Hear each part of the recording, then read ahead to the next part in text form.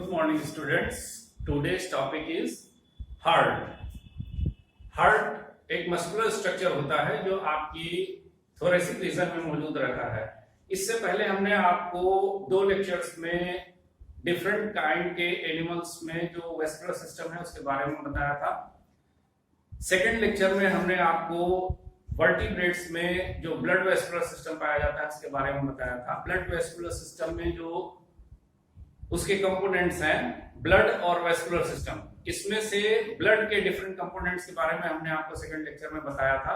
साथ ही जो vascular system है इसका जो एक कंपोनेंट है ब्लड वेसल्स, इनके बारे में हमने आपको सेकंड लेक्चर में बताया था। वेस्कुलर सिस्टम का ही सेकंड जो पार्ट है हार्ट, आज का टॉपिक इसी पर आधारित है। हार्ट जैसा हमने आपको बताया मस्कुलर स्ट्रक्चर होता है और ये लोकेटेड होता है आपकी मीडियस्टियन कैविटी में, जो दोनों लंग्स के बीच में। अगर आपने रेस्पिरेटरी सिस्टम में लंग्स का स्ट्रक्चर देखा हो तो दोनों लंग्स के बीच में जो लेफ्ट लंग होता है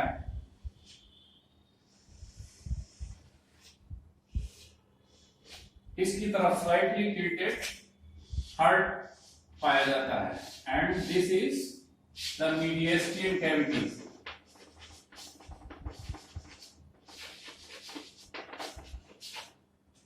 नीचे से हार्ट एक मस्कुलर स्ट्रक्चर के द्वारा घिरा रहता है, दिस इज डायफ्राम।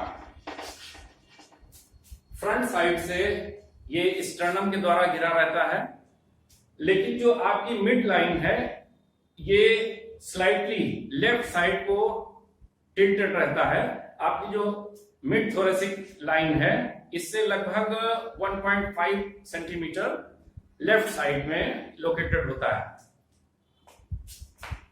हार्ट का स्ट्रक्चर देखेंगे तो हार्ट एक डबल लेयर्ड वॉल से घिरा रहता है, जिसको कहते हैं पेरिकार्डियम।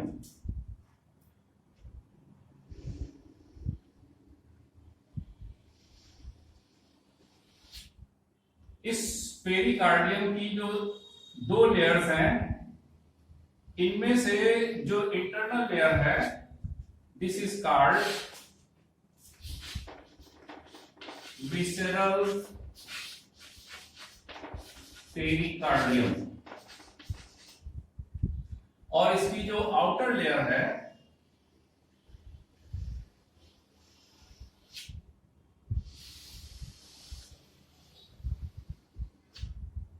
दिस इज कॉल्ड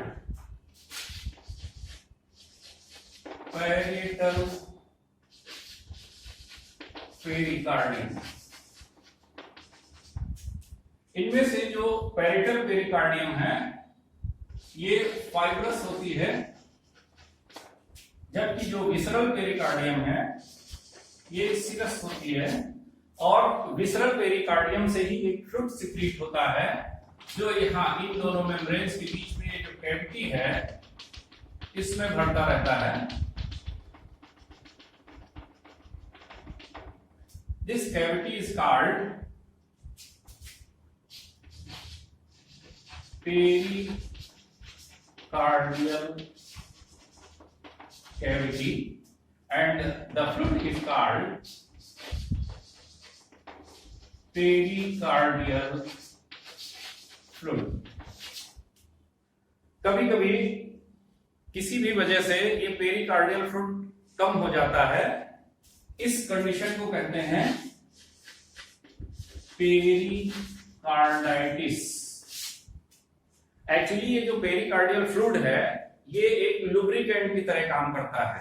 क्योंकि आपका जो हार्ट है लगातार बीट करता है, इसमें कॉन्ट्रैक्शन और रिलैक्सेशन होते हैं, जिसकी वजह से इसकी मसल्स में फ्रिक्शन हो सकता है।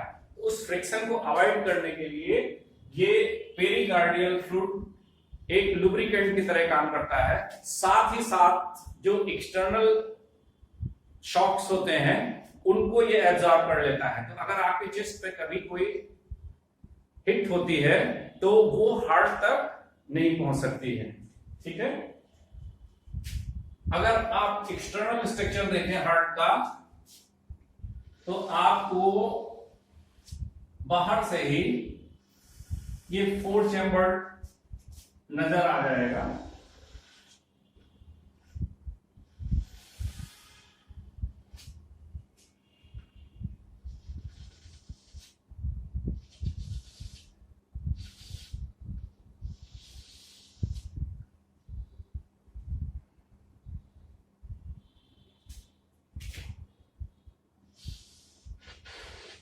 इसका जो अपर पार्ट है ये बेस कहलाता है, दिस इज बेस, और जो नीचे का कोनिकल पार्ट है दिस इज कॉल्ड अपेक्स। जो बेस है यहां से बेस की तरफ ये जो 2 चैम्बर्स हैं these are called, this is left atrium, this is right atrium, this is right ventricle, and this is left ventricle.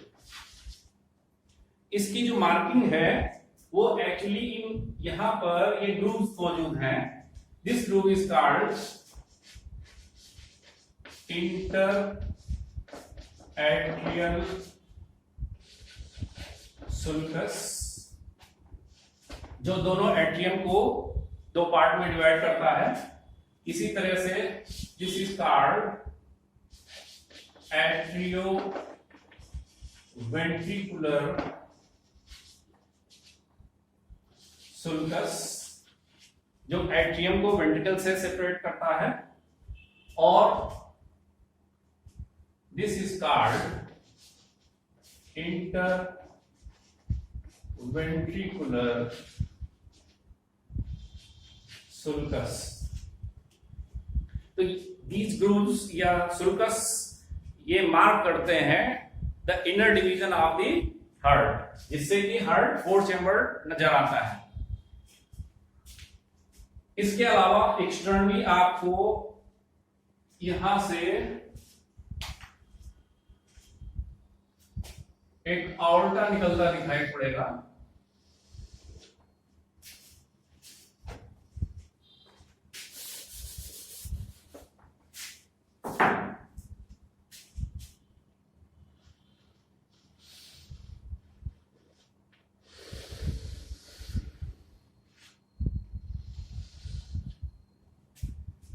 This is the right pulmonary artery. This is left pulmonary artery, and this is pulmonary trunk. इसके साथ ही आपको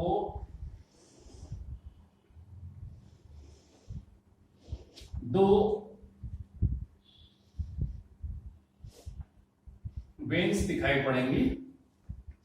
this is posterior Veena केवा and this is anterior vena cava. इसके अलावा दो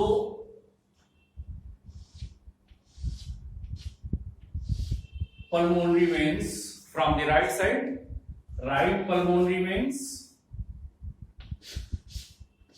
right pulmonary veins, और दो left side से लेफ्ट pulmonary veins। ये पल्मोनरी वेन्स ब्लड को ला रही हैं, ऑक्सीजनेटेड ब्लड ला रही हैं, कहां से? लंग से। जैसे कि ये पल्मोनरी आर्टरीज ब्लड कहां ले जाती हैं? लंग्स को। इसके साथ साथ आपको एक ओरिजिन दिखाई पड़ेगी, another aorta originates from here.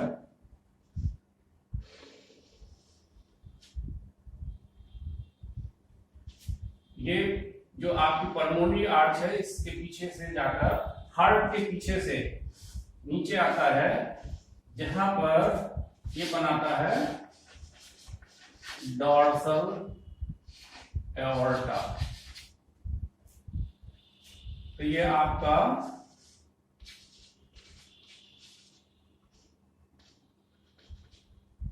Dorsal aorta हो गया।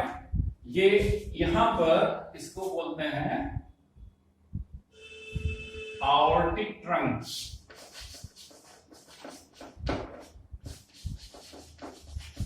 या aortic arch भी कहलाती है। इस aorta से 3 मेजर आर्टरीज निकलती हैं। The first one is brachiocephalic artery. The second one is left common carotid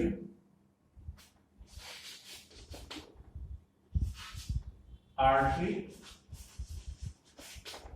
and the third one is left subclavian artery। तो ये 3 मेजर आर्टरीज निकलती हैं कहां से? aortic trunk से। इसके अलावा आपको एक और स्ट्रक्चर यहां पर दिखाई पड़ेगा, जहां से ये aortic trunk निकलता है। यहीं से एक आर्टरी, ये जो सुल्कस है आपके, इन ग्रूव्स के साथ रन करती है। जहां आर्टरीज जाएंगी वहां पर वेन्स भी होंगी। This artery is called coronary artery, and this is coronary vein। ये कोरोनरी आर्टरी जो आपकी हार्ट की वाल्व्स हैं इनको सप्लाई करती है, और कोरोनरी वेन वहां से ब्लड को वापस लाती है। कहां पर? राइट एट्रियम में। इसके अलावा यहां पर इन बिटवीन दीज 2 aortas, यहां पर नर्व्स का एक ग्रुप होता है जो रन करता है। दिस इज कॉल्ड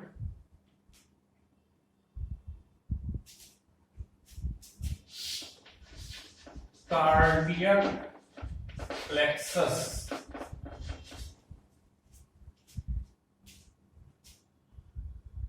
इसके अलावा यहां पर एक स्ट्रक्चर और दिखाई पड़ता है in between the pulmonary and aortic trunk. This is called ligamentum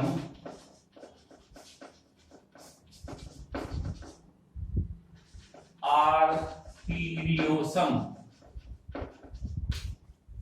ये लिगामेंटम आर्टेरियोसम एडल्ट्स में लिगामेंट की तरह का होता है, जबकि फीटल स्टेजेस में ये एक आर्टरी होती है जो ब्लड को संड करती है from pulmonary arch to aortic trunk। ठीक है, तो this is the external structure of the heart.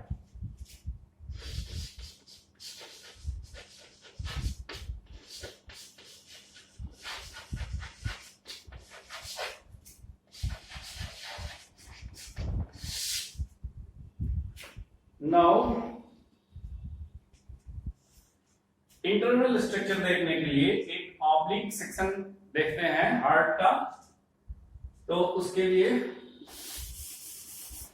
Now we are going to study the internal structure of the heart. जब आप बुक्स में डायग्राम देखते होंगे हार्ट का, तो it seems a little bit complicated, लेकिन मुझे उम्मीद है कि अगर आप इस लेक्चर में, जैसे मैं आपको डायग्राम बता रहा हूं, अगर आप डायग्राम में समझेंगे हार्ट के स्ट्रक्चर को, then it will be very simple. जैसा कि अभी आपने एक्सटर्नल स्ट्रक्चर में देखा, हार्ट 4 चैम्बर्ड होता है।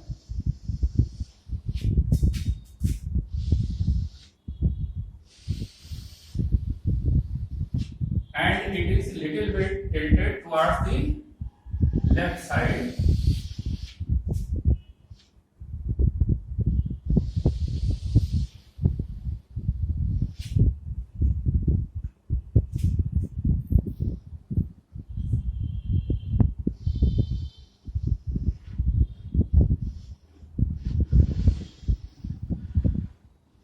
This is the outer wall of the heart. Heart की जो वॉल होती है, ये एट्रियम वाले रीजन में थिन होती है, जबकि वेंट्रिकुलर रीजन में ये थिक हो जाती है।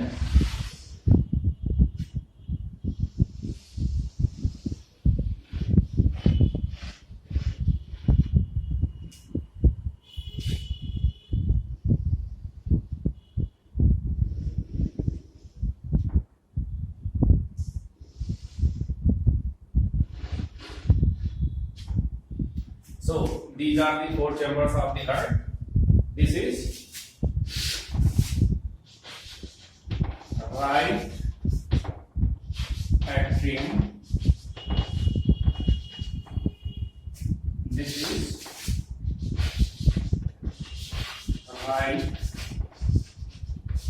ventricle.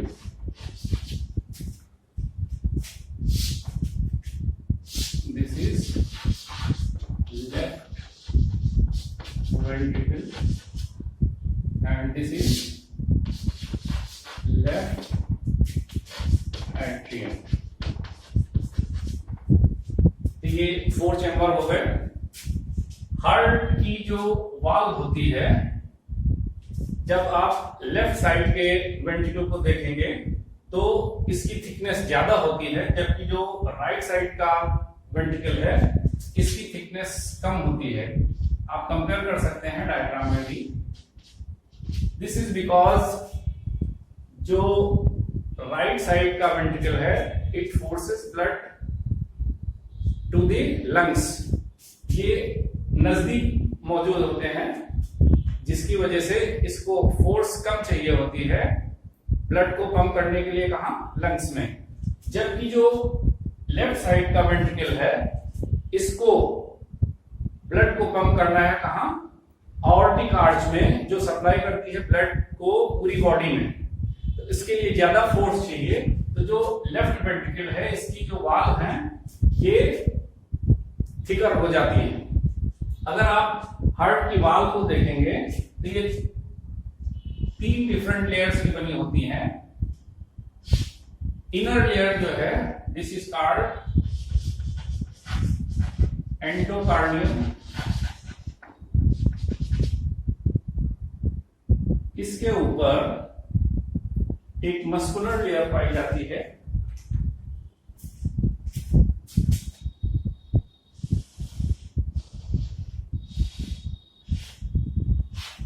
This is myocardium. और सबसे बाहर की तरफ एपिकार्डियम।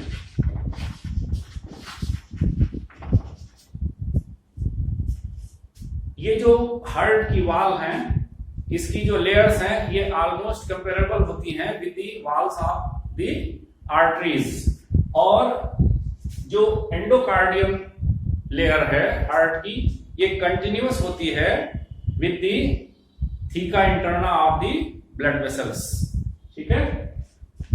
नाउ ये जो हार्ट में राइट साइड में 2 वेन्स एंटर करती करती हैं, जैसा आपने एक्सटर्नल स्ट्रक्चर में भी देखा होगा।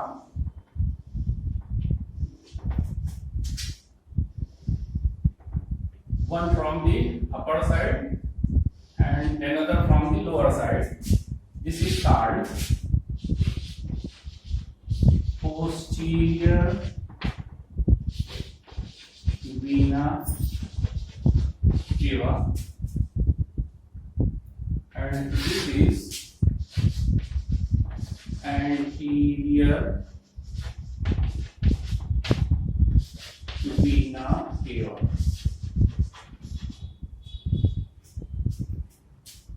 इसके साथ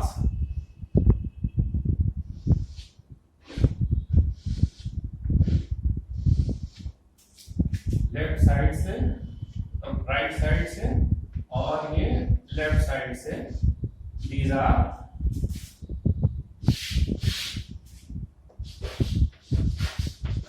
pulmonary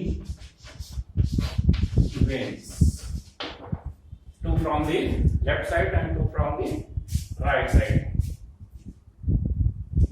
जो आपका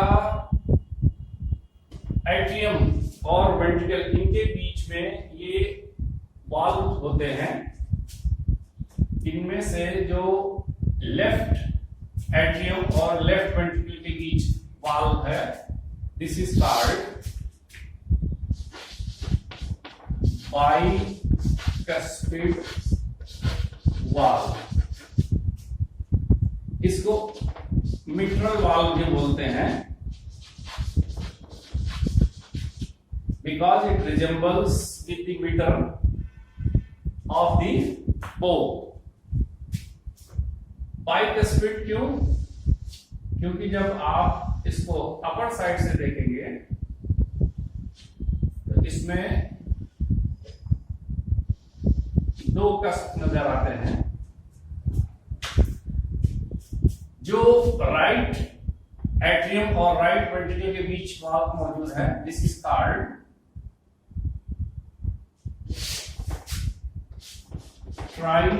ट्राइकस्पिड वाल्व। क्योंकि इसको जब आप ऊपर से देखेंगे इसमें 3 कस्प नजर आते हैं।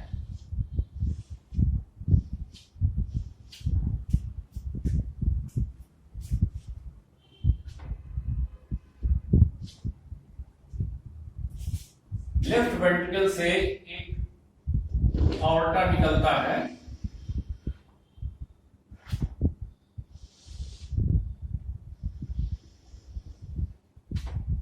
जो रन करता है along with this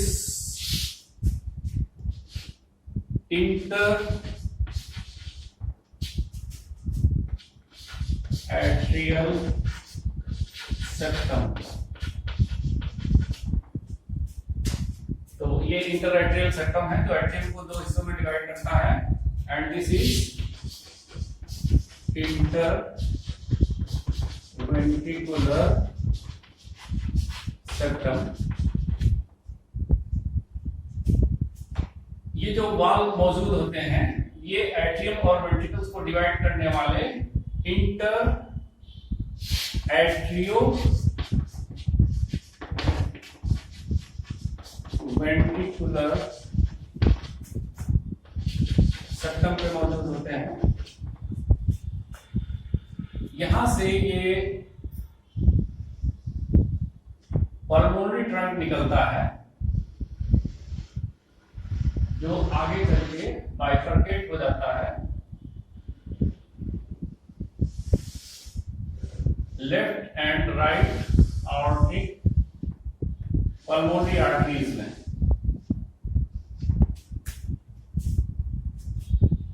इसी तरह से जो आपका लेफ्ट वेंट्रिकल है, यहां से एक ऑर्टा निकलता है,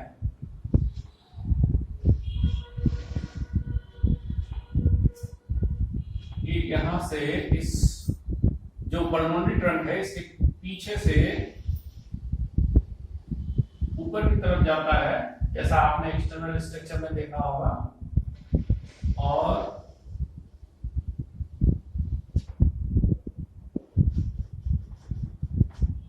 यहां से ये नीचे आता है, क्या बनाता है, डॉर्सल aorta,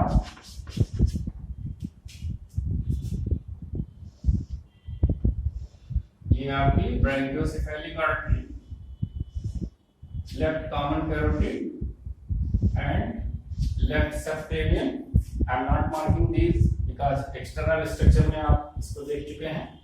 इसी तरह से दिस इज लिगामेंटम आर्टेरियोसम, ठीक है।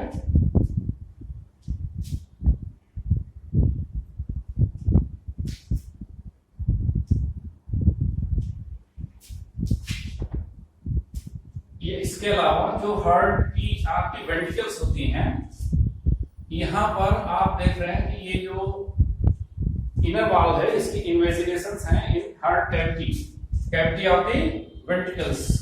These are called columnary carneae। इन columnary carneae के साथ specific muscles attach होती हैं and these muscles are called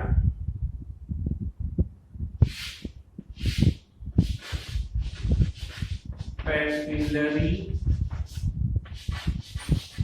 muscles। ये पैपिलरी मसल्स के साथ टेंडन्स जुड़े रहते हैं। These are called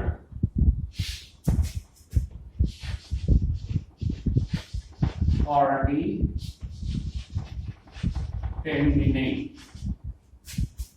ये जो पैपिलरी मसल्स और chordae tendinae हैं, इनका फंक्शन क्या होता है, जिस समय वेंट्रिकल्स कॉन्ट्रैक्ट करते हैं और ये जो वाल्व हैं एट्रियम और वेंट्रिकल के बीच में, ट्राइकस्पिड वाल्व और बाइकस्पिड वाल्व, दे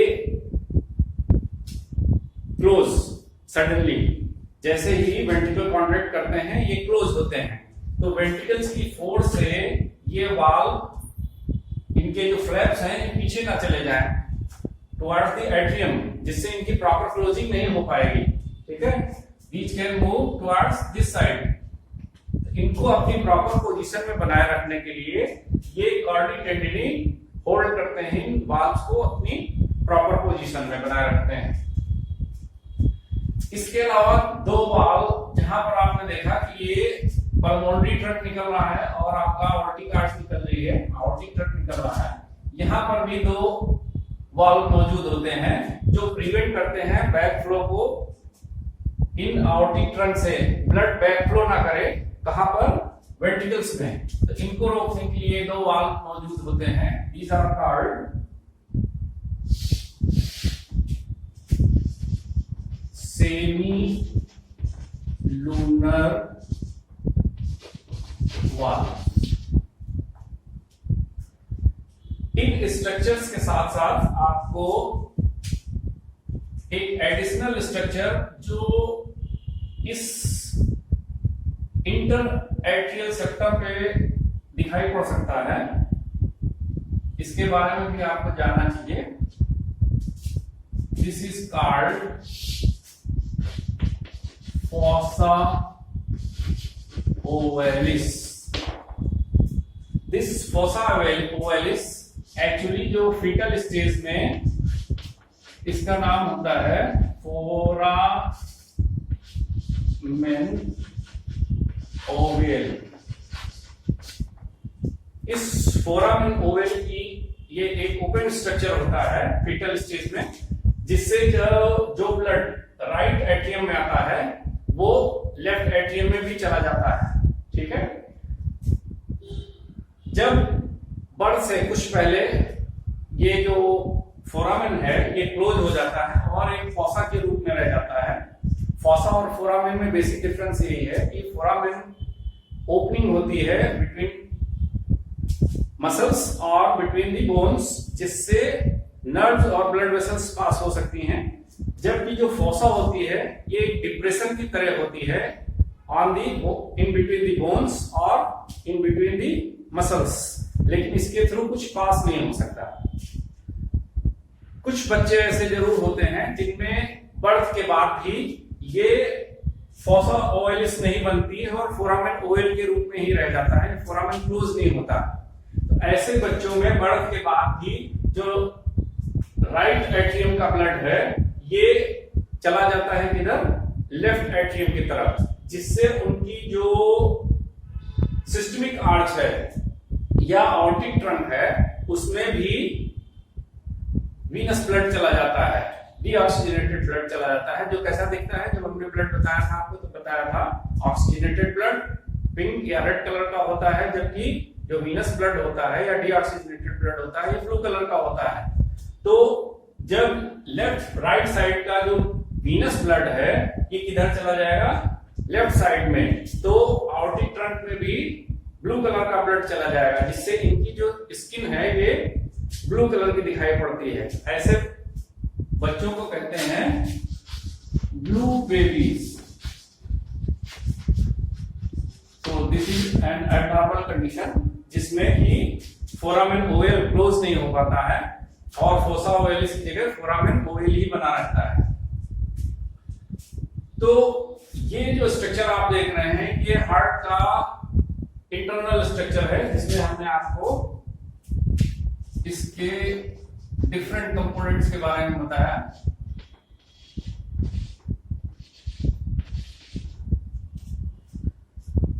ये हार्ट फंक्शनिंग अभी इसकी नहीं हो सकती है जब तक कि आप इसका जो एक और सिस्टम है जिसको कि कंडक्टिंग सिस्टम कहते हैं हार्ट का, वो नहीं देखते हैं।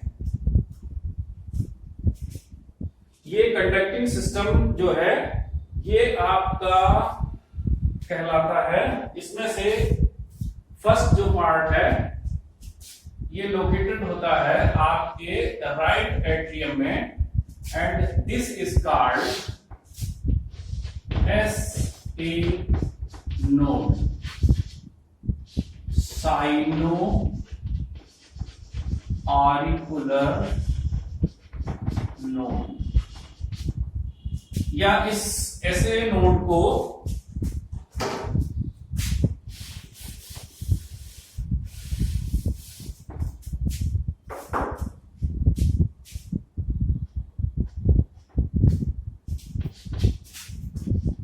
node of Heath and Flat भी कहते हैं। ये जो साइनोआरिकुलर नोड है यहां पर जो कार्डियक मसल्स होती हैं ये मॉडिफाई हो जाती हैं और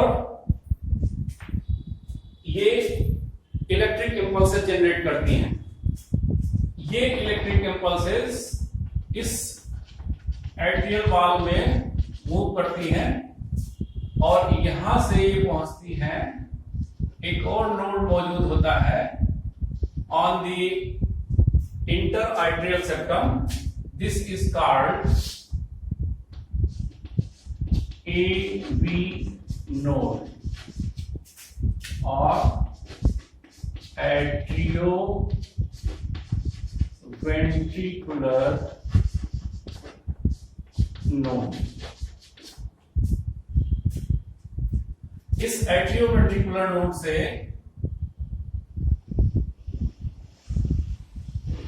एक नर्व फाइबर्स का बंडल रन करता है जिसको कहते हैं बंडल ऑफ हिस। ये हिस का बंडल आगे जाके बाइफरकेट हो जाता है लेफ्ट और राइट ब्रांचेस में। इनमें से जो राइट ब्रांच है ये राइट एट्रियम को सप्लाई करती है, जबकि जो लेफ्ट ब्रांच है ये फर्दर बाइफरकेट हो जाती है और इसकी एक ब्रांच पोस्टीरियर वॉल की तरफ चली जाती है, जबकि एक ब्रांच एंटीरियर वॉल को सप्लाई करती है।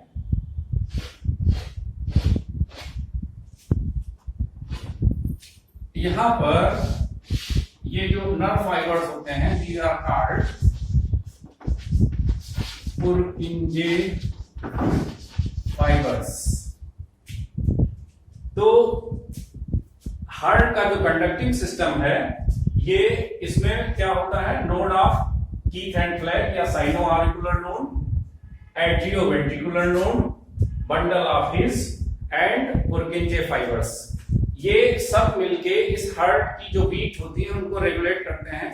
कैसे करते हैं, ये जब हम आपको इसकी फंक्शनिंग बताएंगे या फिजियोलॉजी बताएंगे हार्ट की, वहां पर इसके बारे में डिस्कस करेंगे। यहां पर हार्ट के स्ट्रक्चर में आप देखिए, ये जो पल्मोनरी आर्टरीज हैं इनकी ओपनिंग्स होती हैं। जो राइट साइड की पल्मोनरी आर्टरीज हैं, इनका जो ओपनिंग होती है ये ऑलमोस्ट, अगर आप फ्रंट से सेक्शन देख रहे हैं तो वो हिडन होती है बिहाइंड दिस ऑर्टिक ट्रंक। लेकिन जो आपकी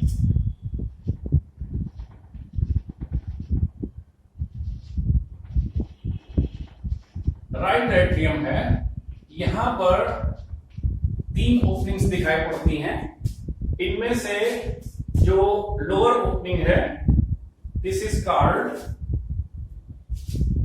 opening of the posterior Veena केवा, और यहां पर भी एक वाल्व मौजूद होता है जिसको कहते हैं यूस्टेचियन वाल्व।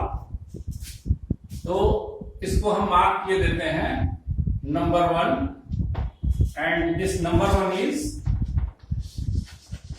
Eustachian valve। इसी तरह से जो एंटीरियर वीना केवा है, यहां पर भी एक वाल्व मौजूद होता है, this is called, I am marking it here number 2, and number 2 is Eversian valve। इसी तरह से ये जो थर्ड ओपनिंग है, this is the opening of coronary sinus. Coronary sinus, अभी जब आपने एक्सटर्नल स्ट्रक्चर देखा था हार्ट का, तो वहां पर जो कोरोनरी वेन्स होती हैं, ये हार्ट की सारी वॉल से आकर पहले एक चैम्बर बनाती है जिसको बोलते हैं कोरोनरी साइनस। तो एक्चुअली ये ओपनिंग कोरोनरी साइनस की होती है, जिसको हम नंबर 3 से मार्क कर रहे हैं। And this number 3 is a valve which guards the opening of the coronary sinus, and this is called thebesian valve.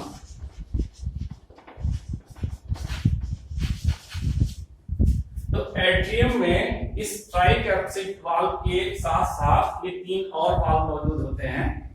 वैसे तो एडल्ट्स में इनका जो फंक्शनिंग है वो ऑलमोस्ट रिड्यूस हो जाती है, या कुछ एडल्ट्स में तो ये ऑलमोस्ट एब्सेंट ही होते हैं, बट फीटल स्टेजेस में ये फंक्शनल होते हैं।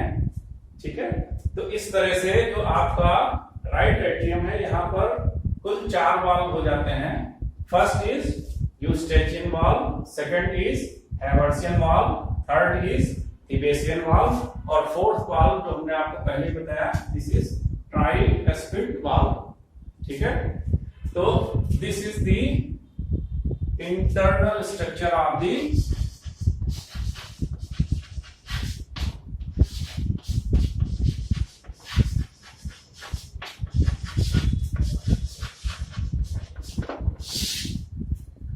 इस टॉपिक को क्लोज करने से पहले एक चीज आपको और क्लियर कर दें, जो आपके एट्रियम है, कई बार कुछ बुक्स में या कुछ लोग इसको एट्रियम और ऑरिकल,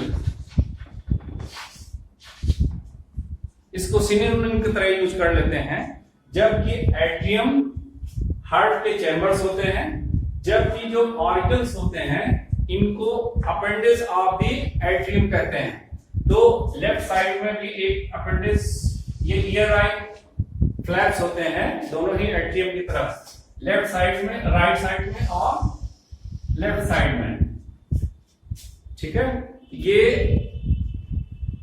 हेल्प करते हैं to pump the blood into the ventricles. ठीक है, तो एट्रियम हार्ट के चैम्बर्स होते हैं, जबकि ऑरिकल्स अपेंडेजेस होते हैं किसके, एट्रियम के। ठीक है, तो मेरा ख्याल है इस स्ट्रक्चर से आपको जो हार्ट का स्ट्रक्चर है या हार्ट की एनाटॉमी है काफी क्लियर हुई होगी। नेक्स्ट लेक्चर में हम आपको हार्ट की जो फंक्शनिंग है, यानी कि हार्ट बीट कैसे करता है, उसके बारे में डिस्कस करेंगे। Thank you.